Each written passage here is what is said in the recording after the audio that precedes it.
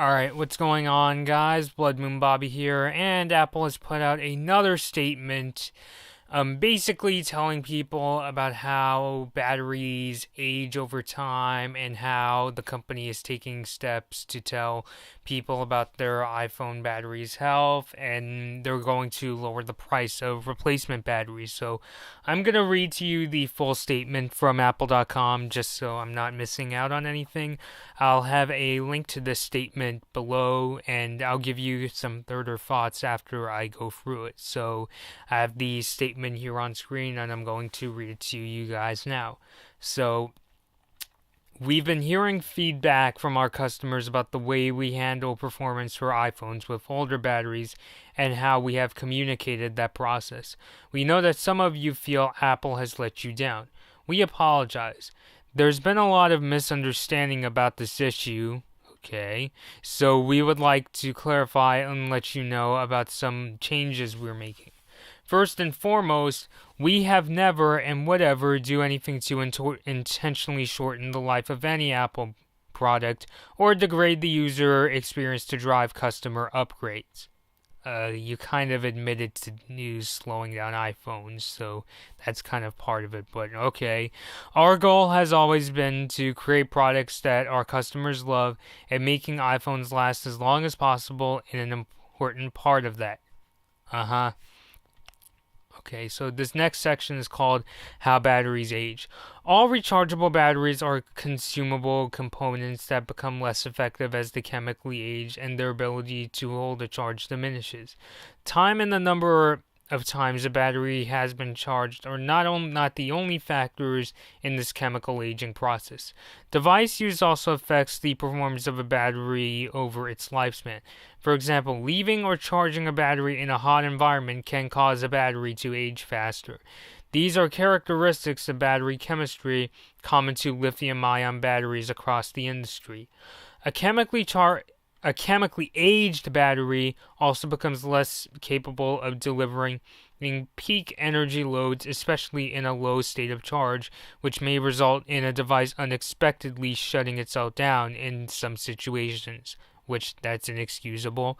To help customers learn more about iPhone's rechargeable battery and the factors affecting its performance, we've posted a new support article, iPhone Battery and Performance, which I have checked out.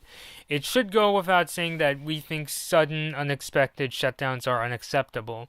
We don't want any of our users to lose a call, miss taking a picture, or have any other part of their iPhone experience interrupted if we could avoid that. Why the part where they're saying, oh, we don't want users to lose a call or mistaking a picture? Of course.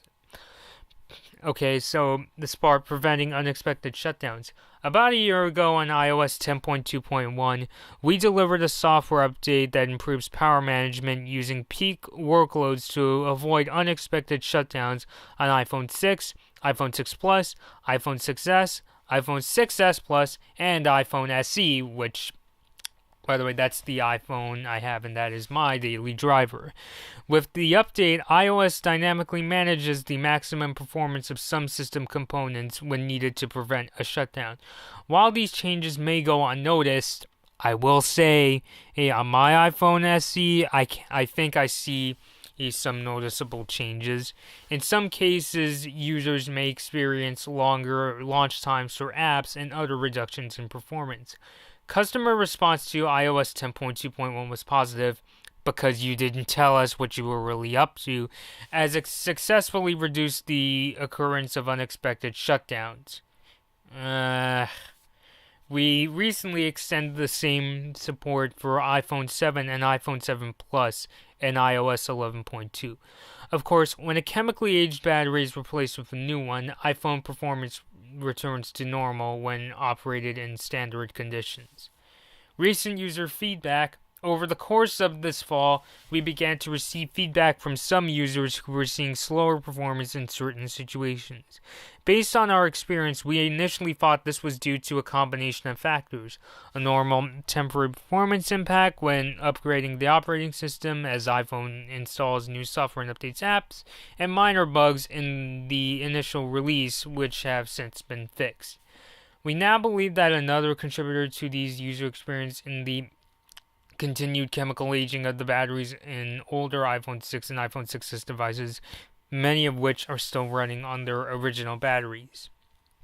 Okay, so this is the part where Apple is making some changes to addressing their customers' concerns. We've always wanted our customers to be able to use their iPhones as long as possible. Why did you slow them down, though? We're proud that Apple products are known for their durability and for holding their value longer than our competitors' devices. That's debatable. To address our customers' concerns, to recognize their loyalty, and to regain the trust of anyone who may have doubted Apple's intentions, we've decided to take the following steps. Okay, so this first one I think is the best foot forward. Apple is reducing the price of an out-of-warranty iPhone battery replacement by $50 from $79 to $29. I wonder if that's making Tim Cook cry. For anyone with an iPhone 6 or later whose battery needs to be replaced, starting in late January and available worldwide through December 2018. Details will be provided soon on apple.com.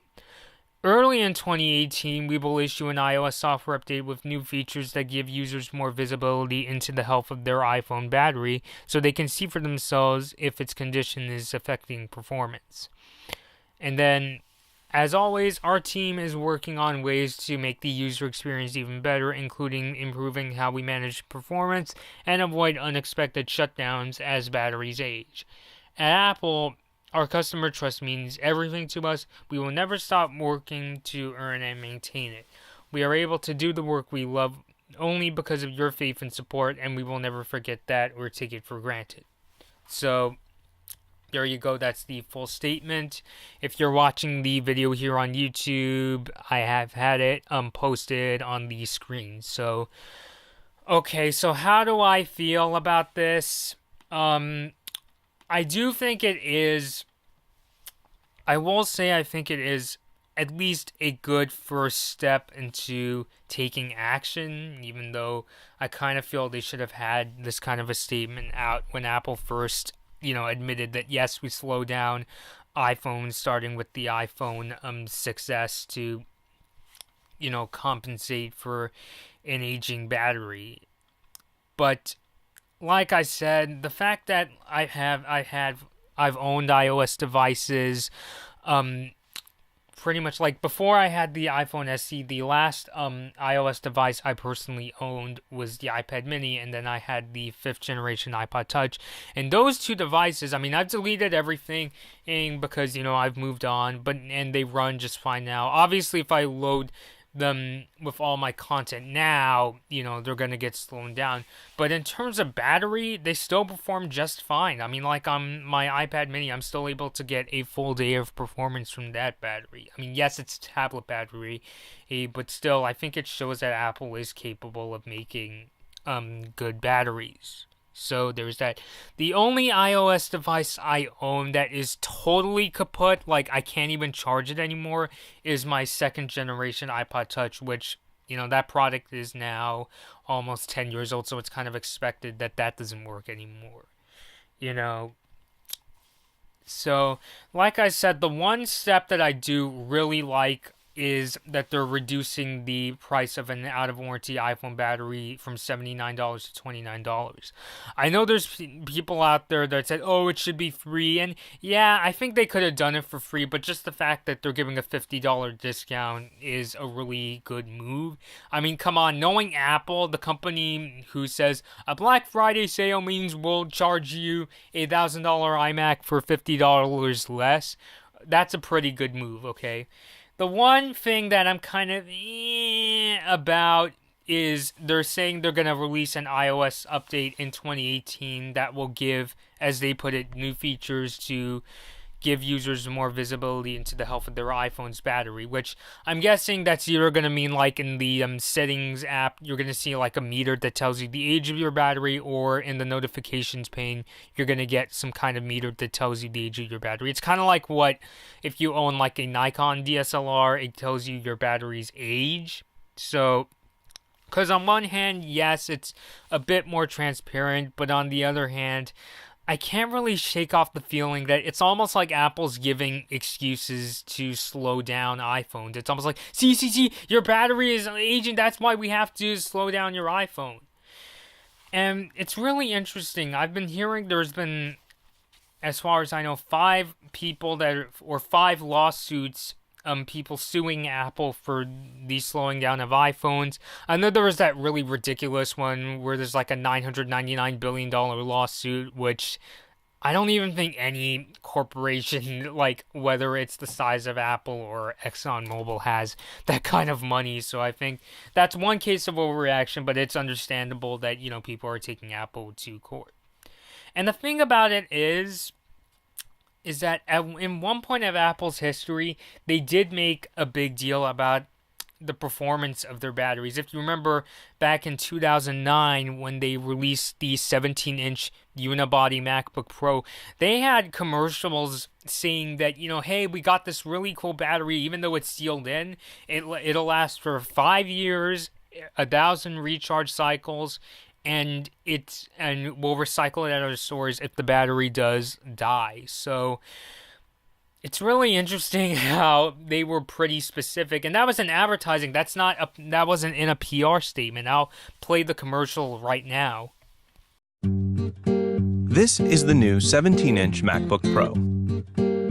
It has a revolutionary new battery that runs up to an astonishing 8 hours per charge and can be recharged up to 1,000 times.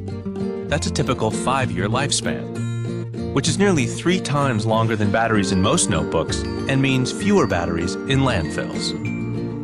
Just another reason the new MacBooks are the world's greenest family of notebooks.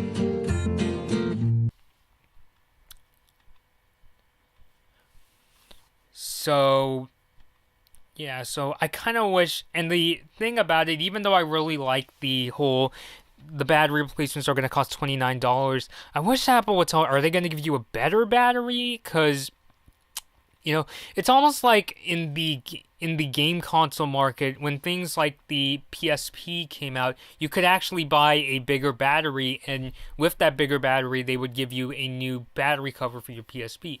Or like the Wii U gamepad, when that came out, that gamepad battery life was pretty bad, I could say, from personal experience, and you could have bought a bigger battery from Nintendo's support. So in this instance, I feel like going forward, we not only have to consider that, batteries are going to get bigger, so that means more performance, but we also have to consider, if batteries can age. I mean, I'm not really sure if a phone can have 1,000 recharge cycles like that 17-inch MacBook Pro I told you guys about. But, I really feel like phones can last, a lot longer than the 2 years, a phone or I should say a phone is usually said to last. I mean, like, I have my Google Nexus 5X, and, that is going on its second year. It came out in 2015, and even though the battery life is short, in terms of the battery's, health, I think it's still, it hasn't diminished any further than when I first got the Nexus 5X. And the thing about it is, I found out last night that Samsung and LG have come out and said, oh, we don't slow down your phones, so I think it's showing that phones can definitely last longer than the 2 years they're usually said to last. I mean, one of the selling points of iOS and why I always keep coming back is that they support their operating systems for around the 5-year mark. I mean, that's that one advantage Apple has, at least the one very explicit advantage I think iOS has over Android. I mean, in terms of individual features, it's really up to you, in my opinion, which you prefer, because I feel like no matter where I go, I'm always going to have, for every problem I have with iOS, I always find there's something I don't like in Android and vice versa. So, but the one feature I always liked in iOS was that Apple tends to support devices for for around the 5-year mark. I mean, look again, as I keep saying, like, if you look at like iOS 11, you could get that for the iPhone 5S, and that was a phone that came out in 2013, I believe. Let me just double check that. iPhone 5S, yeah, 2013. So, yeah, and just.